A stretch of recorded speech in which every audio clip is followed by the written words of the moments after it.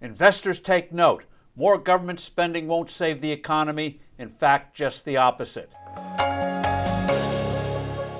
Hello, I'm Steve Forbes, and this is What's Ahead. We get the insights you need to better navigate this turbulent world. Democrats are ready to push through a near $2 trillion spending bill that will supposedly rev up an economy recovering from the COVID-19 pandemic. This legislation, however, will do more harm than good for two big reasons. Reason one, government spending doesn't stimulate the economy. That's because politicians get the money in one of two ways, by taxes or by borrowing. In other words, they are taking what already exists and redistributing it. They aren't creating anything new. If lots of spending led to long-term growth and prosperity, the Soviet Union would have won the Cold War. France would be an economic colossus more powerful than the U.S. Instead, it has been a laggard for decades thanks to bloated budgets and excessive taxes. Ever since the Great Depression of the 1930s, it has been wholly writ among all too many economists that economies prosper when politicians shovel out lots of cash.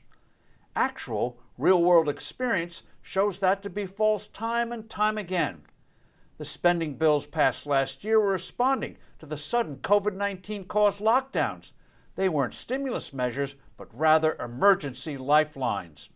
Reason two, more government spending means more borrowing by Uncle Sam, and this will lead to a nasty outbreak of price inflation that will batter stocks and smother the economy.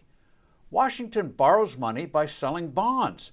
If the Federal Reserve buys bonds, it pays for them by creating money out of thin air. That's what the Fed has been doing since the pandemic, and this will lead to an outbreak of inflation. Excessive money printing is what happened during the great inflation of the 1970s that saw consumer prices soar and interest rates reach a high of 21.5% and home mortgages 18%. What makes this new spending bill especially unnecessary is that Washington still hasn't spent some $1 trillion from the previous legislation. That's right, $1 trillion, trillion with a T. That's enough to pay for more and needed help for hard-hit businesses like restaurants, movie theaters, hotels, and airlines, and more for distributing vaccines and other pandemic-related expenses. Given political realities, there will be a new bill, but it should limit itself to another round of individual checks.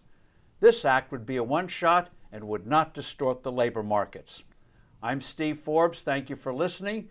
Do send in your comments and suggestions, and I look forward to being with you soon again.